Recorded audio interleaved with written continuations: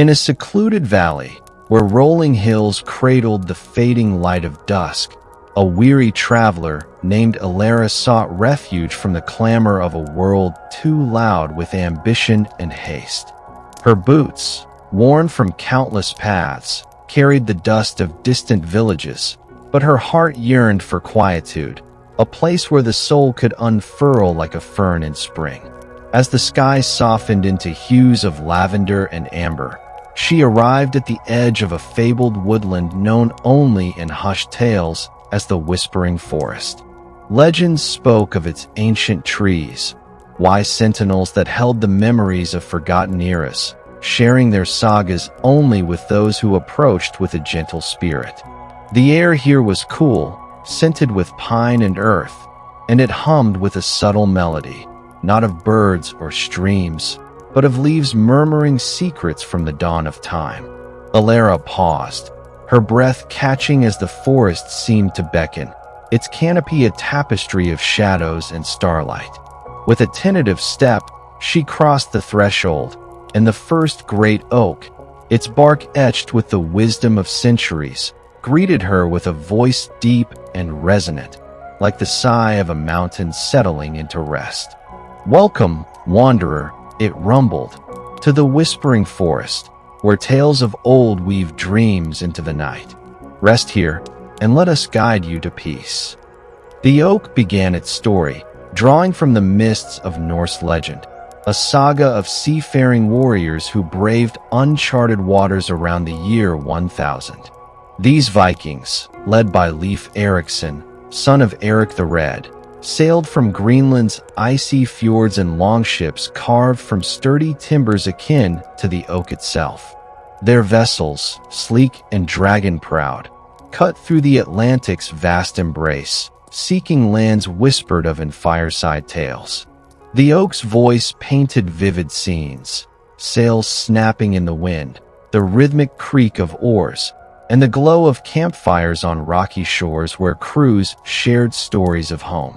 Leif's journey led to Vinland, a fertile coast in what is now Newfoundland, where archaeological traces like sod houses and iron forges confirmed their fleeting presence.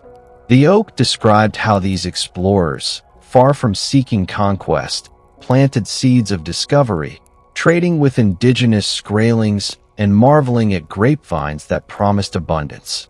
Though tensions flared, their encounters often ended in exchanges of goods and knowledge, fostering moments of harmony under starlit skies. The oak's tale emphasized not battles, but the quiet triumphs of exploration. New horizons glimpsed, new friendships forged. As Alara leaned against the oak's rough trunk, her shoulders eased, the weight of her travels dissolving into the narrative's soothing cadence, like waves lapping gently at a shore. The path deepened, and Alara wandered further, guided by a trail of luminescent mushrooms that glowed like fallen stars. A slender birch, its silver bark shimmering in the twilight, took up the tale, its voice light and flowing, like a breeze dancing through reeds. It spoke of the age of discovery, when Portuguese navigators like Vasco da Gama charted new routes in the late 15th century. In 1497, da Gama, under King Manuel I's patronage, led 4 ships around Africa's Cape of Good Hope to reach India's spice-laden shores.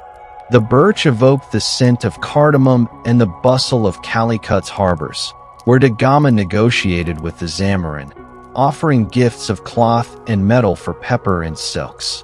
Though misunderstandings sparked friction, the voyage opened trade routes that enriched both East and West, blending cultures in a tapestry of mutual prosperity. The birch's narrative flowed into Ferdinand Magellan's circumnavigation from 1519 to 1522, a Spanish expedition that proved the Earth's roundness. Despite Magellan's death in the Philippines, his ship Victoria completed the journey, its lone return a testament to resilience. The birch described serene moments, sailors gazing at unfamiliar constellations, their hearts lifted by the promise of home. Alara's breath slowed, matching the imagined rhythm of ocean swells, as the birch's gentle words wrapped her in a cocoon of calm. Deeper still, Elara entered a grove where weeping willows draped their branches like curtains, swaying in a silent dance. The eldest willow, its roots drinking from hidden streams, shared a chronicle of the Mongol Empire's vast reach under Genghis Khan, beginning in 1206. Its voice cascaded softly, like water over smooth stones, recounting how Temujin, born on the steppes, united warring tribes through diplomacy and strategy. His conquest stretched from the Caspian Sea to the Pacific, but the willow highlighted the Pax Mongolica, a century of stability that transformed the Silk Road into a conduit for ideas, goods, and peace. Merchants carried silk and porcelain west, while technologies like gunpowder and printing flowed east, knitting distant lands together. The willow spoke of Kublai Khan, Genghis' grandson, who in 1279 completed the conquest of China's Song dynasty, founding the Yuan dynasty. His court welcomed travelers like Marco Polo, whose accounts of Cathay's splendor inspired future explorers. The willow's tale wove scenes of bustling caravanserais, where traders shared stories under lantern-lit skies, their voices mingling like the forest's own whispers. Elara felt her eyelids grow heavy, the story's rhythm a gentle pulse lulling her toward slumber. A towering pine, its needles fragrant with the crispness of mountain air, continued the narrative, its voice a melodic hum. It recounted the maritime triumphs of the Hanseatic League, a medieval alliance of merchant guilds that dominated Baltic and North Sea trade from the 13th to 17th centuries. Cities like Lübeck and Hamburg thrived as hubs of commerce, their ships laden with furs, amber, and timber.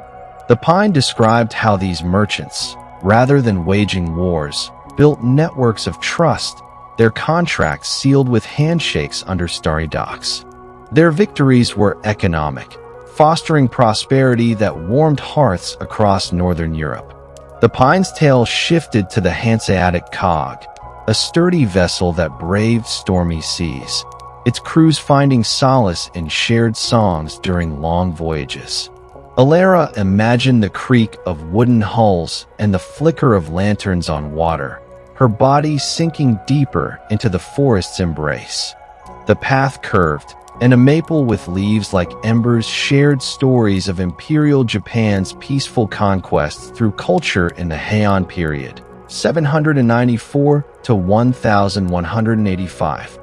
Its voice was warm, like sunlight filtering through autumn foliage, describing the court of Kyoto, where poetry and calligraphy outshone swords.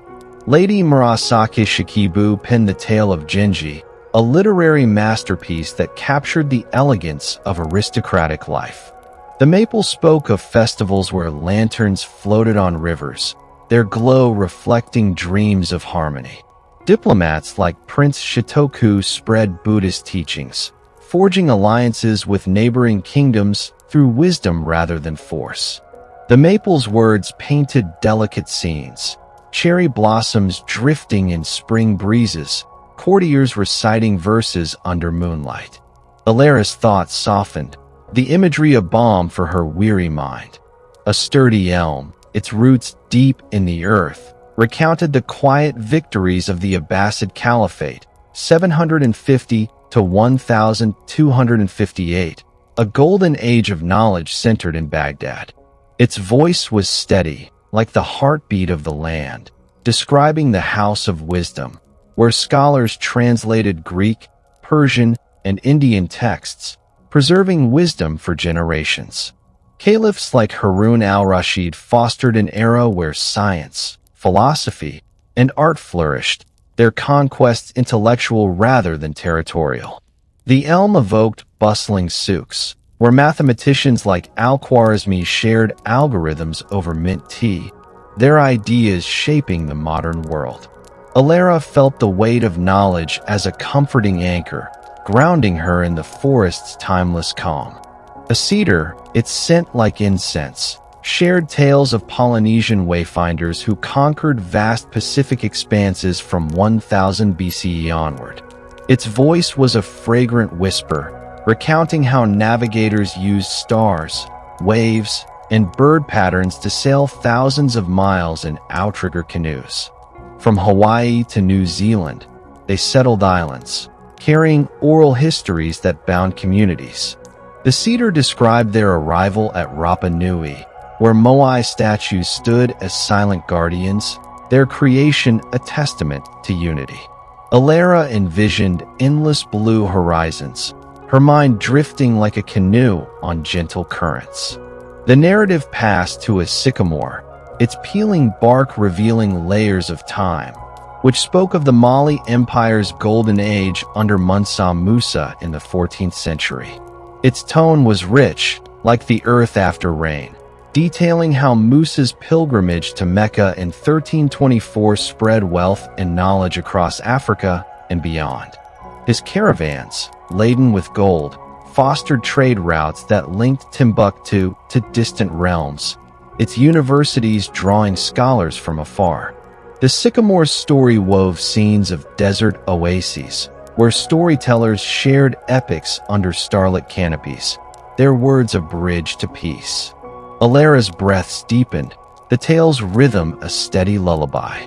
A chestnut tree, its fruits gleaming like promises, recounted the peaceful expansions of the Gupta Empire in India, 320 to 550 CE.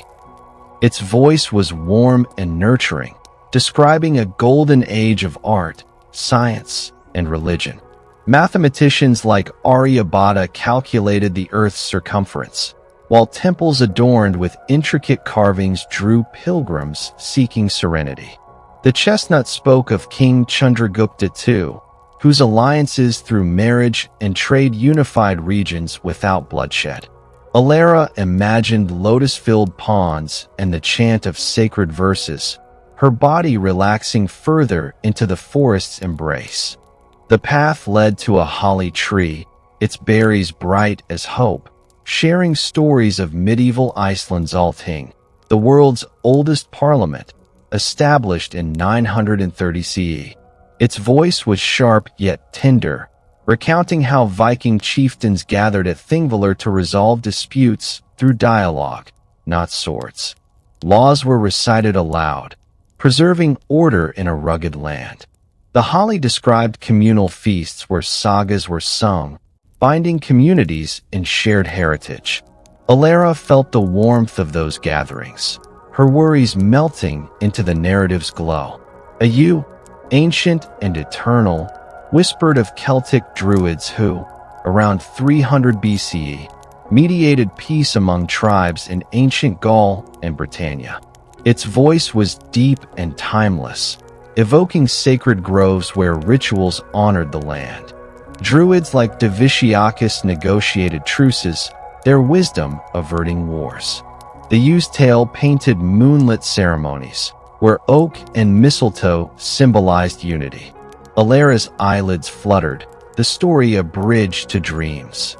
The forest's collective voice now harmonized, each tree contributing to a final tapestry of tales.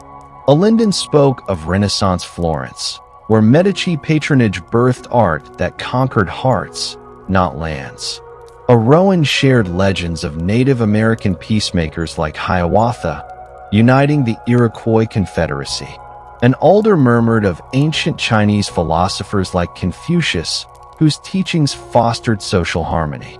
Each narrative, though rooted in history, flowed with a dreamlike quality, blending conquests of sea, land, and spirit into a symphony of peace.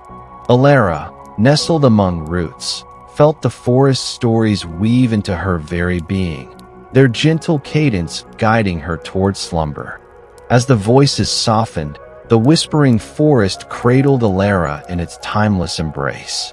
The tales of Viking explorers, Portuguese navigators, Mongol unifiers, Hanseatic merchants, Japanese poets, Abbasid scholars, Polynesian wayfinders, Mali kings, Gupta sages, Icelandic lawmakers, and Celtic druids, merged into a single, soothing lullaby.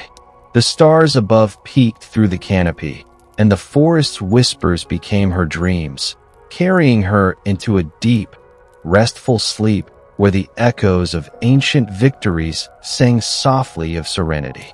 Alara stirred gently, her body cradled by the soft moss beneath the ancient oak, its tale of Norse explorers still echoing in her dreams. The whispering forest seemed to breathe with her, its air cool and fragrant, carrying the scent of dew and pine. The stars above twinkled through gaps in the canopy, casting a silver glow that danced on the forest floor. As she rose, feeling lighter than she had in years, the path ahead beckoned, winding deeper into the woodland's heart. The murmurs of the trees grew richer, their voices blending into a symphony of ancient wisdom, each eager to share a new chapter of history's quiet triumphs. Alara's steps were slow, deliberate, as if the forest itself guided her, its roots a gentle hand beneath her feet. The air hummed with anticipation, and a slender ash tree, its leaves quivering like delicate chimes, leaned forward to greet her. Its voice was clear and melodic, like the ripple of a mountain stream, and it began to weave a saga from the dawn of the Mediterranean, a tale of Phoenician mariners who sailed the seas long before empires rose and fell. The ash spoke of the Phoenicians, master navigators of the ancient world, who from 1500 BCE to 300 BCE crafted cedar ships that danced across the waves from Tyre and Sidon to distant shores. These traders, hailing from what is now Lebanon, were not conquerors of men but of oceans, their vessels laden with purple dyes, glass, and cedar wood. The ash painted vivid scenes, sleek ships with eyes painted on their prows, gliding through turquoise waters under sails dyed crimson by murex shells. Led by figures like Hanno the Navigator, they ventured beyond the Pillars of Hercules, today's Strait of Gibraltar, to explore Africa's western coast, founding colonies like Carthage. The ash's voice lingered on Hanno's voyage around 500 BCE, where he encountered strange lands and peoples, trading beads and cloth for ivory and gold. Rather than clashing, the Phoenicians offered gifts, their exchanges fostering bonds that outlasted empires. The ash described moonlit harbors where crews shared tales of sea serpents and star-guided journeys, their voices mingling with the lap of waves. Alara felt the forest's calm deepen, the story's rhythm like a tide pulling her toward rest, her eyelids fluttering as she imagined those ancient ports aglow with lanterns. The path curved, and Alara found herself among a cluster of slender birches, their silver bark shimmering like moonlight on water. One birch, its branches swaying gently, took up the narrative, its tone light and airy, like a breeze through summer grass. It spoke of the Han Dynasty's Silk Road expeditions, beginning around 200 BCE, when Chinese envoys like Zhang Qian forged paths across Central Asia. Sent by Emperor Wu, Zhang Qian's missions opened trade routes to Persia, India, and Rome, carrying silk and tea westward while bringing horses and grapes east. The birch evoked the crunch of caravan wheels on desert trails, the flicker of campfires under vast, starry skies, and the laughter of merchants sharing stories in oases. Zhang Qian's journeys, fraught with capture and hardship, culminated in alliances that linked empires, fostering a cultural exchange that enriched the world. The birch's words painted serene images, silk banners fluttering in the wind, monks translating Buddhist texts in candlelit monasteries. Alara's breath slowed, syncing with the imagined tread of camels, as the forest's whispers wrapped her in a cocoon of tranquility. Deeper still, a grove of willows appeared, their trailing branches brushing the ground like silken veils. The eldest willow, its roots entwined with a hidden stream, shared a chronicle of the Mauryan Empire in India, founded by Chandragupta Maurya around 321 BCE. Its voice was a soft cascade, like water over smooth pebbles, recounting how Chandragupta unified a fractured land not through endless wars, but through strategic alliances and wisdom gleaned from his mentor, Chanakya. The willow described the empire's golden age under Ashoka, who, after the bloody Kalinga War in 261 BCE, embraced Buddhism and spread its message of peace. Edicts carved on pillars proclaimed compassion, tolerance, and care for all beings, fostering a realm where diversity thrived. The willow's tail wove scenes of shaded groves where scholars debated philosophy, and roadside trees offered respite to travelers. Ashoka's emissaries carried his teachings to Sri Lanka and beyond, planting seeds of harmony that bloomed for centuries. Alara leaned against a willow's trunk, the story's gentle flow easing her into a state of profound calm, her worries dissolving like mist in sunlight. A towering cedar, its boughs heavy with the scent of resin, continued the narrative, its voice a fragrant murmur that filled the air like incense. It spoke of the maritime triumphs of the Chola dynasty in South India, from the 9th to 13th centuries CE.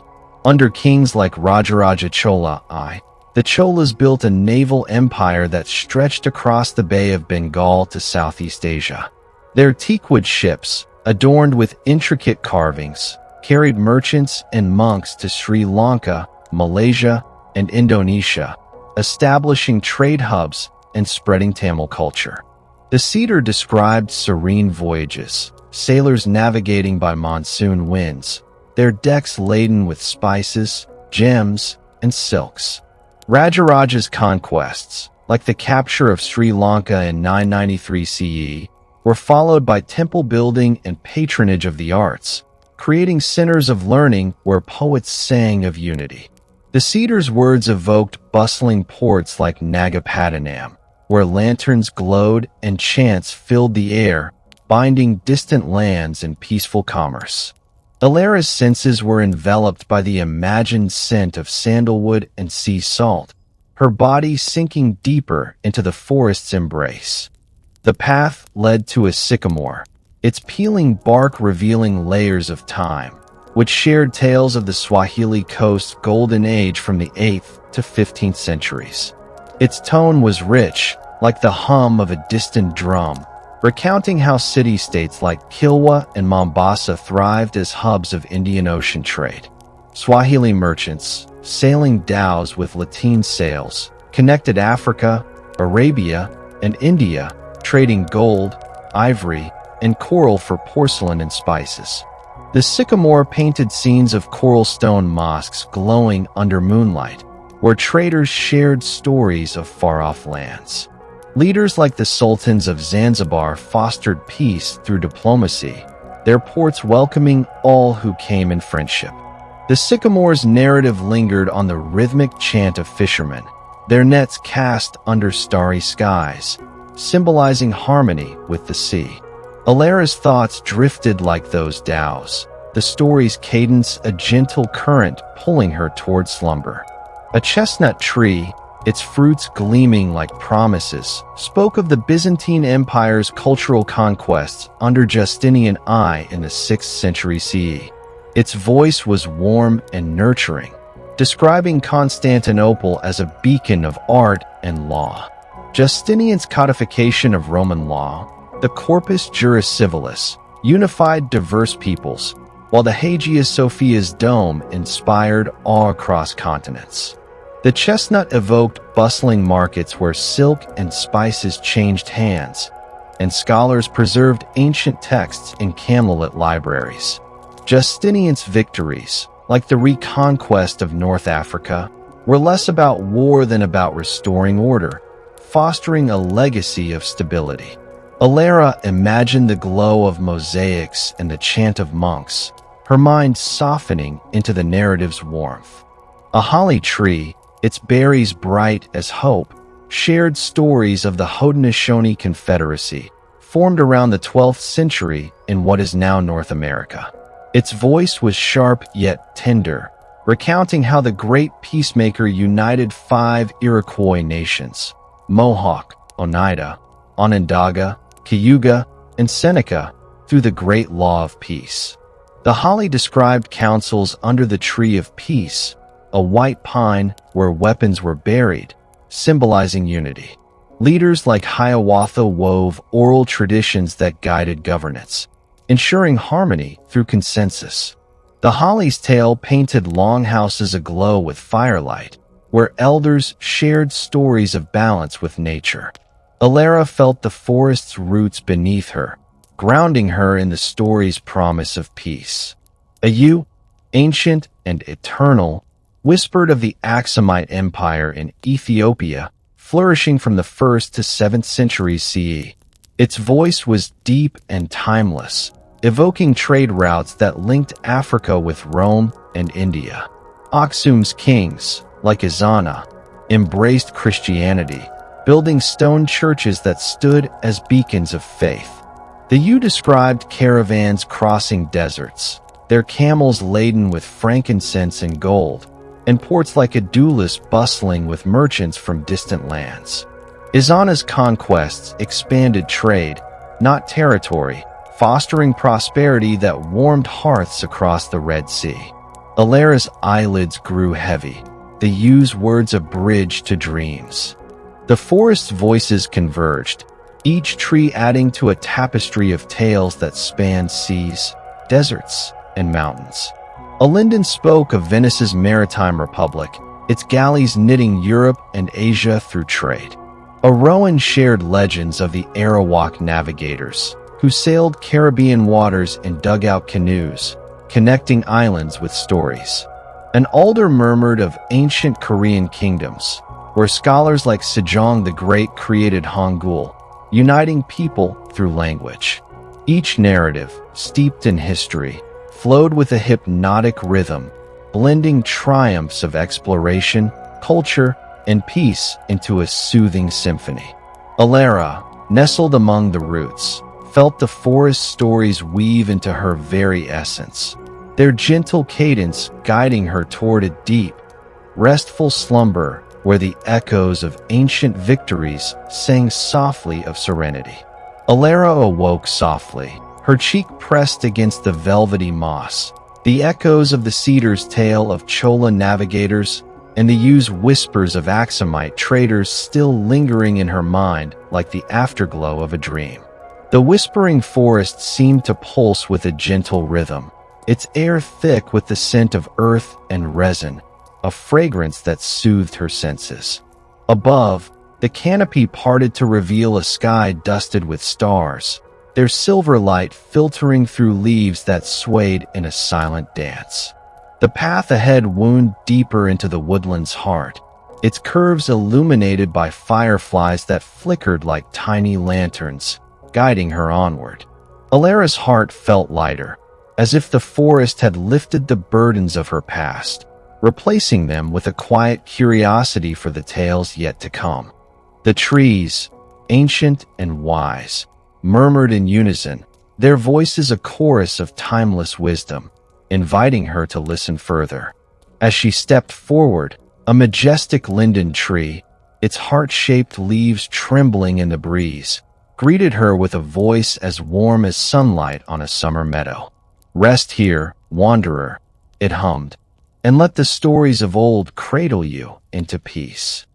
With that, the linden began its narrative, drawing from the annals of the Venetian Republic, a maritime power that thrived from the 7th to 18th centuries, conquering not through swords but through the art of trade and diplomacy.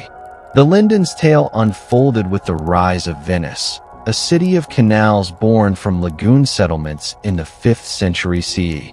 Its voice painted vivid scenes, gondolas gliding through misty waterways, their oars dipping rhythmically into glassy canals, and bustling quays where merchants traded silks from China, spices from India, and amber from the Baltic.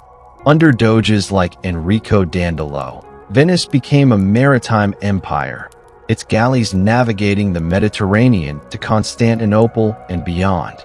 The Linden described the Fourth Crusade in 1204, where Venetian ships carried crusaders not to conquest, but to a delicate balance of power, securing trade routes that enriched East and West. Dandolo, blind yet visionary, negotiated treaties that turned rivals into partners, his fleet a bridge between cultures.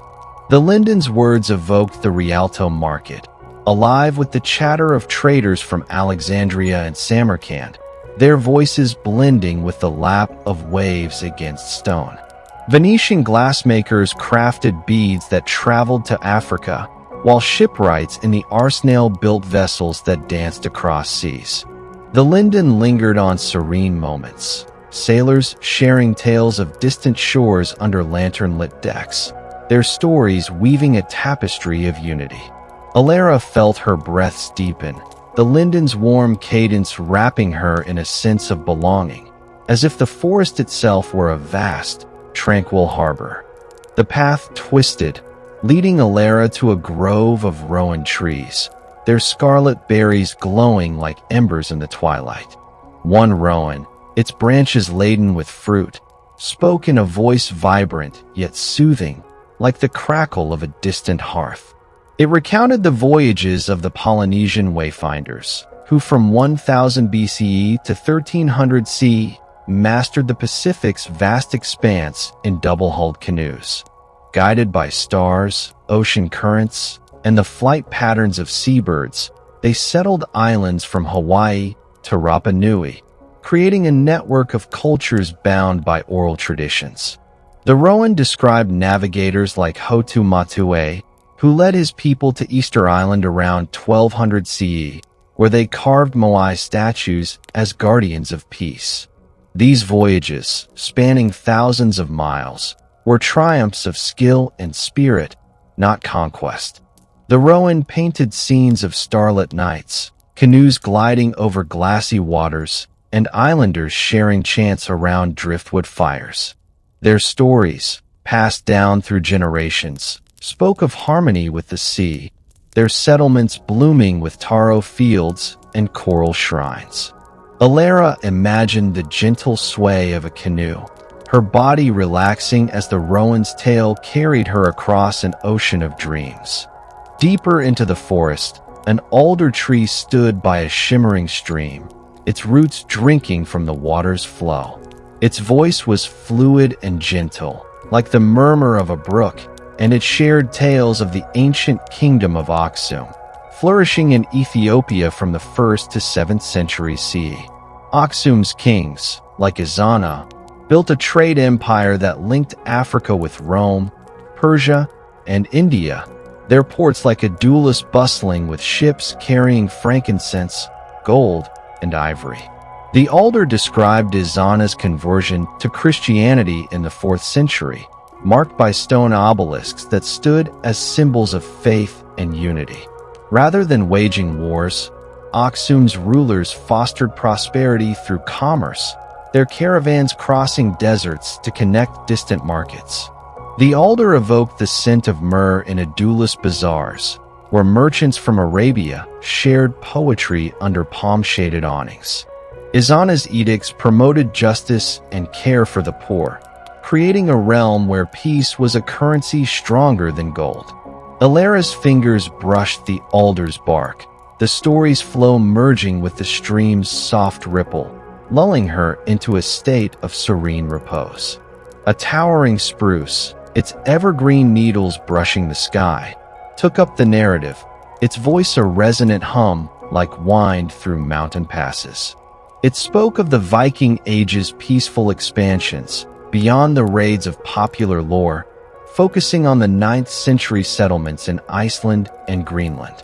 Led by figures like Ingolfr Arnarsson, who founded Reykjavik in 874 CE, Norse families built sod houses and thrived in harmony with rugged landscapes. The spruce described Iceland's Althing, established in 930 CE at Thingvellir, where chieftains gathered under open skies to resolve disputes through dialogue. The Althing, the world's oldest parliament, fostered unity through laws recited aloud, preserving order without bloodshed. The spruce painted scenes of communal feasts, where skalds sang sagas of exploration and kinship, their voices echoing across lava fields. Greenland's settlers, under Eric the Red, cultivated pastures amid glaciers, trading walrus ivory with Europe. The spruce's tale emphasized moments of calm. Families gathered around hearths, sharing stories of the sea under auroras. Alara felt the forest's cool air envelop her, the spruce's words a steady pulse guiding her toward slumber. The path led to a chestnut tree, its fruits gleaming like promises in the moonlight. Its voice was warm and nurturing, recounting the cultural triumphs of the Tang dynasty in China, 618 to 907 CE. Under emperors like Taizong, the Tang expanded through diplomacy and art, creating a golden age of poetry and innovation. The chestnut described Chang'an, a cosmopolitan capital where merchants from Persia, monks from India, and poets like Li Bai mingled in bustling markets. Taizong's policies welcomed diverse faiths, Buddhism, Taoism, and Nestorian Christianity, fostering a harmony that radiated across Asia. The chestnut evoked silk-draped pavilions, where calligraphers penned verses that captured the beauty of fleeting moments. Tang envoys traveled the Silk Road, exchanging porcelain for spices, their journeys knitting empires together. Alara imagined the glow of lanterns and the strum of a pipa, her thoughts softening into the chestnut's gentle narrative. A holly tree, its berries bright as hope, shared stories of the Mali Empire's golden age under Musa Musa in the 14th century. Its voice was sharp yet tender, detailing Musa's 1324 pilgrimage to Mecca, a journey that spread wealth and knowledge across Africa and beyond. His caravan, laden with gold, dazzled Cairo and Medina, but Musa's true conquest was cultural, establishing Timbuktu as a center of learning. The holly painted scenes of Sankore University, where scholars studied astronomy and law under starlit domes. Musa's generosity funded mosques and libraries, his legacy a beacon of enlightenment. Alara's senses were warmed by the imagined scent of desert winds and parchment, the holly's tale a glowing ember in her mind. A yew, ancient and eternal, whispered of the Celtic Druids in Gaul and Britannia around 300 BCE. Its voice was deep and timeless, evoking sacred groves where rituals honored the earth. Druids like Divitiacus mediated peace among tribes, their wisdom averting wars through councils under oak trees. The yew described moonlit ceremonies, where mistletoe and chants symbolized unity. Their oral traditions, rich with myths of nature's balance, bound communities in harmony. Alara's eyelids grew heavy, the yew's words a bridge to dreams.